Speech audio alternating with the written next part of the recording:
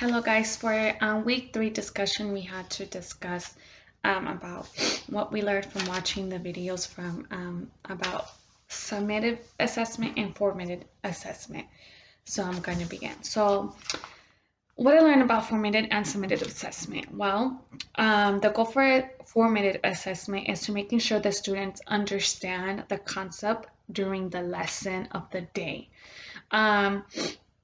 Students This is for to see if students have their own understanding of the concept. Informative is during the instruction, so it's informing instruction, and and this is how the material is being taught during the day. So examples that I can use are games, group work, and projects, as well asking open-ended questions to see if the students understand the concept. So a formative assessment is informing instruction. Now, summative assessment is after instruction. So formative assessment that I learned easy way to understand. A formative assessment is during the instruction, and then summative assessments after instruction. Now, the summative assessment is to evaluate the exact information to see if the student has learned while they've been in the class. So, summative assessment should be done after the instruction, end of the period of the unit, of the lesson, or the end of the class. And examples are tests, essays, presentation, projects, and interviews. Again, another way that I learned for a summative assessment is summary of learning. Um, Now, the first video that I actually really enjoyed is um, how to use formative assessments of strategies. I know they used a lot of technology, and I actually really thought it was so interesting and it was so cool. They had computers to help in math. They use a Palm Palette is where they help in reading. So this is where the teacher sits one-on-one with the child and assesses their reading abilities. One of the child has like a paragraph, and she's reading it while the teacher has the Palm Palette and seeing if she verbally said those words correctly. So I thought that was pretty cool.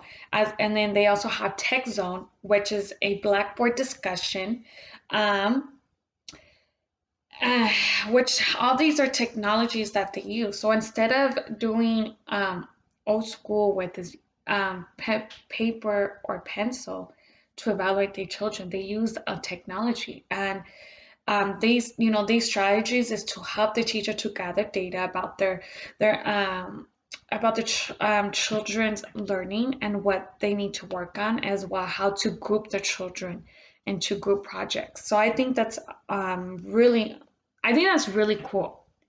I obviously I haven't been in a classroom, but I know from working for preschool, we really don't do much of essays and all that, or doing kindergarten stuff. So that's my goal, to be kindergarten.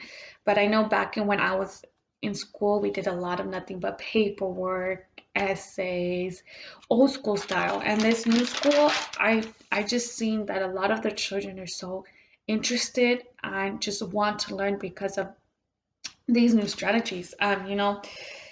This is a different way that children, can express of learning. And I think that's really interesting. One thing that I actually really liked from that video is called the comic life.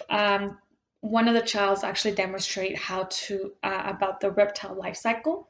So that instead of using an essay about 3 paragraphs, asking about please ask talking about the reptile life cycle, he did a comic life and put pictures, little bubbles of what he learned, and I think that was really cool. So I think these strategies I'm going to use in my future classroom.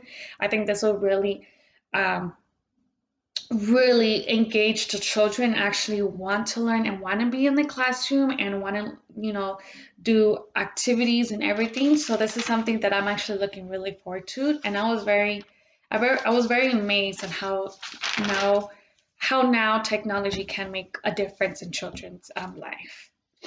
Thank you. I hope you enjoy.